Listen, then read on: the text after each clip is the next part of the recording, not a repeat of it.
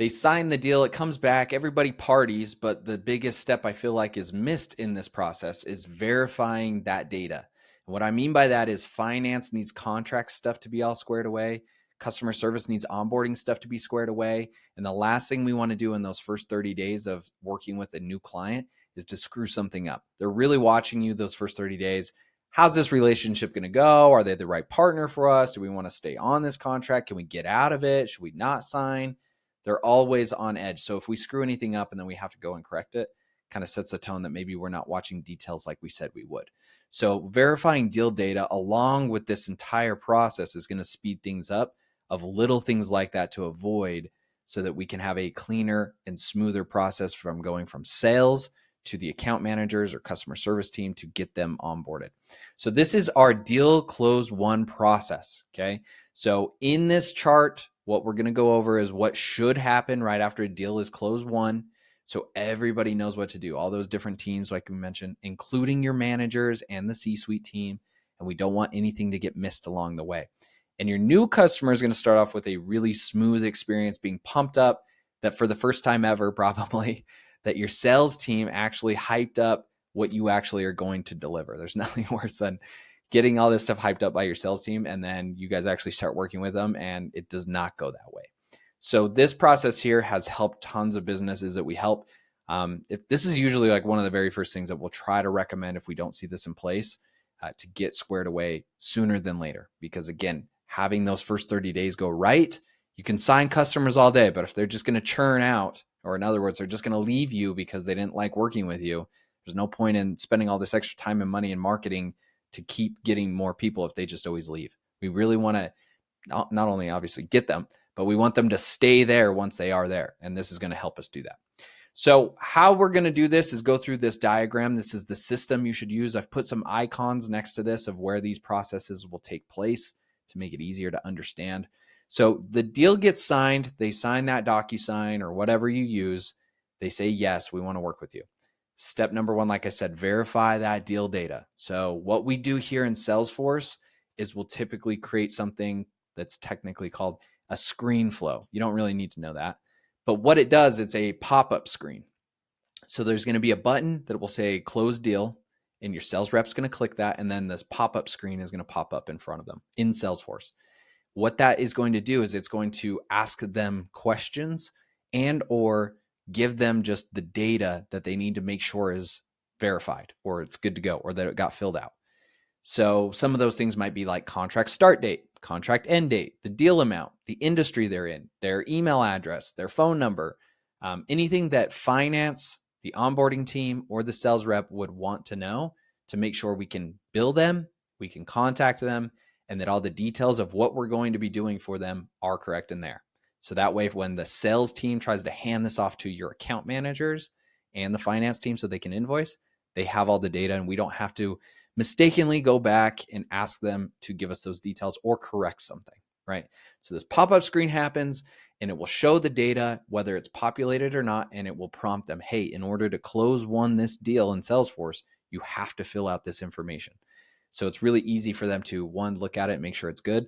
And then if it is there, they can also just double check it. And if it's not there, they can also edit that stuff right there in Salesforce and update it on the fly. So it makes it really quick. They don't have to jump around or go anywhere else to update the data. So I really like that way of doing it. Okay, so we verify it's good. You probably at that point want to send a welcome email, a thank you, some type of congrats for this partnership you now have with this new client, letting them know you're super pumped to start working with them. And maybe like something at this time is really fitting, like a little bit about the company, who they're going to be working with, why you're excited to work with them, why you think it's a good fit, something to just say, hey, we appreciate you guys and we're really looking forward to starting this relationship. At that point, once we've done both of those, this is when you can now send some type of Slack message to that deals channel or the sales channel and say, hey, so-and-so just closed this new deal for this size starting this day. This is always like a cool internal thing that everybody gets pumped about on the sales team. Just more like excitement internally as the company grows and gets bigger. So I always like doing this one. It's more just like a fun thing to do that managers also usually like to do to bring in more motivation for the team too. So I usually set those up, send that out. And then we got 2 other Slacks and or emails. You could do that if you want to, but Slack, if you use Slack, a lot of people use that for communication channel. At this point, you also want to notify the finance team. Hey, we just signed this deal. Here's the info. Here's the link to it in Salesforce with all the information. And that way they can get going on setting up the invoicing that they need to do. And then your CS team or the account manager team, whatever you guys call this team, the person that's actually now going to take over for sales and say, hey, this is who you're going to work with, any kind of questions or any part of the service that you're going to be going through, this is who's going to be helping you. You also want to let them know, hey, we just signed a deal. This one's coming down the pipeline. So those are 2 awesome ones just to kind of be proactive and get ahead of things and avoid being reactive. We just want to make sure that they're aware that, hey, this stuff's happening and it's not caught off guard at the last minute, that they are aware that this deal's coming down the line. The next step after that is like a decision that you'd want to make. Now, I have a note over here. This can be done several different ways, but typically you want to look at something to do with the deal. And then that could be the size of it, meaning like money. So like how much money this person's going to be spending with you. Or it could be the industry, or it could be like the service that they're going to be using from you, or the product they purchased from you, or even something like the country that they're in.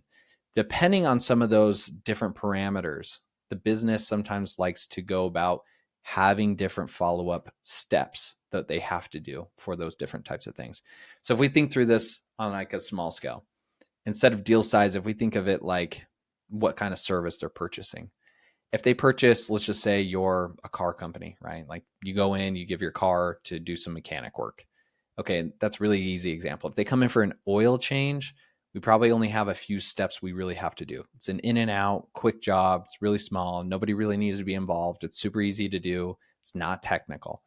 Versus I come in and I have a problem with my engine. That's a whole different situation. If they buy that service from me, I probably need more people involved. I'm going to need some technicians. I'm going to have to run some diagnostics. I'm probably going to have to hold the car for a few days.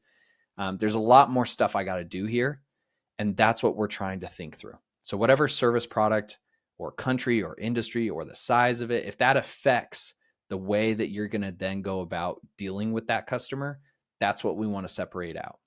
Once we separate that stuff out, we can create these steps that they have to follow. So we can create automatic, what you call them in Salesforce are tasks, but they're basically just action items to say, cool, this person's coming in for, using that car example, this person's coming in for a quick oil change. Here's the things we have to do. We have to get them in. We have to do this. It's a 45-minute wait. It's we got to use this oil. It's this type of car, whatever. Versus a bigger job, it's the engine. Okay, here's all the things that we would have to do instead. So that's what we're separating out to make it easier for your onboarding team to know what they have to proactively prepare for and get done before they get on that kickoff call. This one's dotted, and whenever I do something dotted, it's more of an optional. This is more about the size of your business personally. If you're smaller, you probably don't need to worry about this. If you're bigger, you might want to consider this. So the dotted, what I would do next if I was bigger, I would do some type of round robin. And why this is helpful is if you have multiple people, multiple account managers, and you comp them based on how well that client stays with you or how well they do or how much spend they have, there's different ways that you comp your customer service or account manager team. And if you're going to comp them in any way that has anything to do with being dependent on the deal, then you're probably going to want to make sure that this is even and fair how you assign these deals. It's just like sales, right? If all these leads are coming in and we don't have some type of way to evenly distribute those leads, it's going to be a bloodbath for your sales team, because then they're going to be really ticked off when the same person keeps getting all the big deals and they keep getting the small deals. So you need a way to make it even and fair to just assign it out. And that's what a round robin does. I have some other videos on here talking about round robin if you want to go watch them, more around the sales process, but it just evenly distributes stuff. So if you're bigger and you have a lot of account managers and you comp them in any way, I would consider doing it this way. If you're smaller and you only have a couple of these and or you do not comp them, it's just they get paid by the hour and it doesn't matter what account they're on, okay, well then you could probably skip this. In that situation, just assign it out to somebody. If you round robin it, it will automatically assign it to somebody for you. So we want to assign it to somebody. Then we get down to this step here, which is sending the email to schedule a kickoff call. So then we want to automate that email that goes out after everybody's been assigned. We know it's a legit deal. Everybody's on it. Okay. We now want to take the person it got assigned to, send out an auto email in their name and say, hey, super pumped to work with you. Please schedule a kickoff call for the most convenient time for you. And then have like a Calendly link for this person. That way they just have their schedule already blocked off when they're available. When they aren't, they schedule a call and they get this kickoff scheduled and squared away. That takes that step or thinking out of it. It just happens automatically. And so this person, the account manager that comes in every day, they're not thinking, oh yeah, this person signed a few days ago. I got to reach out. I got to schedule the kickoff call. You could see how that'd be a really bad experience if we miss this, or we put the client in a position where it's like, cool, I paid you guys.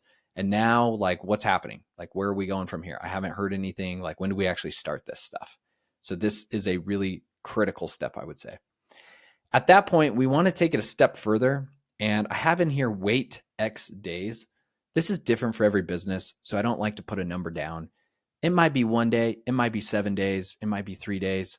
Whatever you feel is best. I always lean towards being shorter than longer, especially in situations where we're trying to get the kickoff done.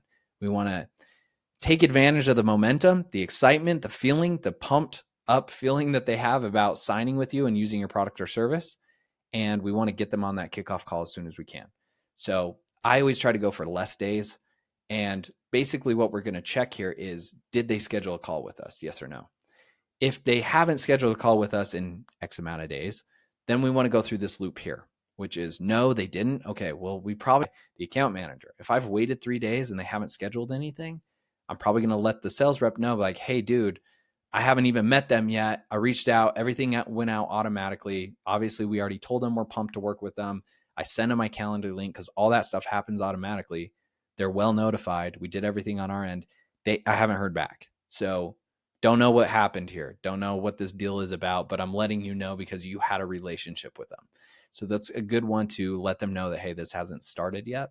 They're also going to care because this usually has something to do with their compensation, right? They usually get a commission. There might be like a 30-day start for somebody to actually get kicked off and start using the product before they get comped on that. So they're going to care. They're going to really want to be invested and make sure that this is a smooth transition. So we're going to notify them. We're also going to notify the account manager that got assigned to this. So the person that's supposed to be working with them, they obviously want to know too, hey, this guy, signed a deal 5 days ago. You're assigned to it. All this stuff went out automatically. They haven't scheduled with you yet. Might be something you want to jump on or be aware of, right? And then we want to send out another automated reminder here. So instead of putting the pressure on them to do this manually, they're more than welcome to if you'd like to do that. I always like to do stuff automatically, though, in these situations. So pretend up here, this is only like 1 or 2 days. We probably want to just send auto reminders for the first couple of notifications because it's not super critical yet. We don't want to look desperate. We don't want to set like this tone that like we're just micromanaging them. So we do want to have some auto reminders to just take care of that for us for the first couple of days. Sometimes people just get busy and they forget, or it gets buried in an inbox and they forget.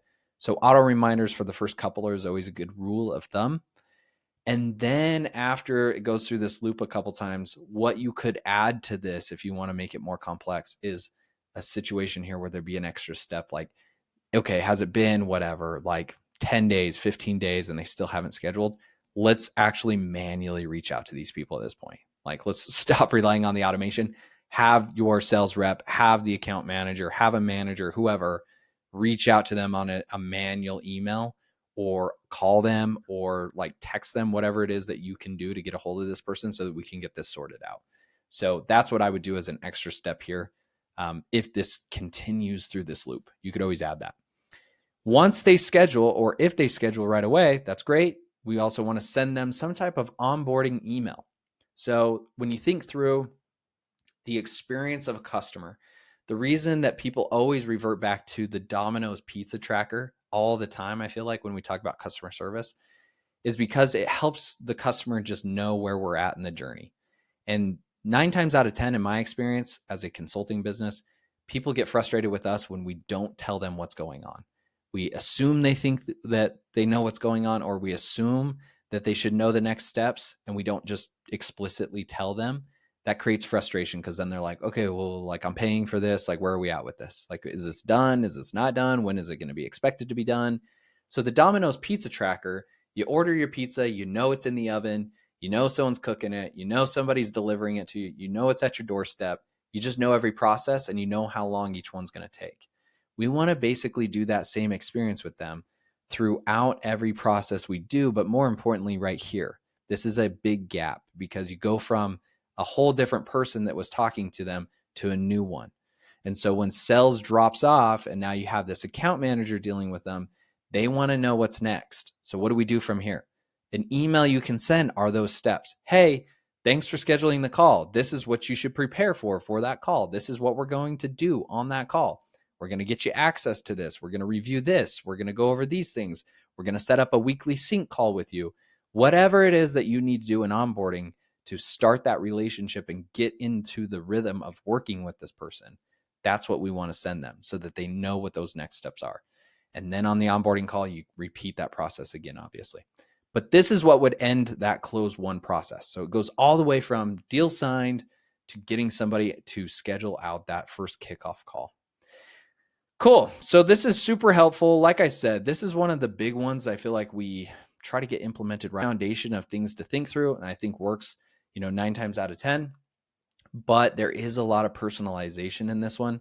Some of these other videos we are making, it's kind of just, it is what it is. Like, this is just the thing that you should do, and there's not really a whole lot of changing this. In this one, there's a lot of different data points, a lot of different things that we might need to work through and think through. Specifically on this one. So how we want that pop-up to appear, what kind of data we want them to review, if there's multiple pages, do we want to ask them a question? Like, there's just some little stuff like that we can do to make this really, really hit home with your sales reps and your team so that it always gets done. So if this seems interesting to you, or you don't have this and you want this, we've done this plenty of times. There's a link in the description. I'll send you over to see if we're a good fit with you. We'll jump on a call, see if we are. If we are, we'd love to implement this with you, get it into your business. So I look forward to talking to you guys from there if that is the case.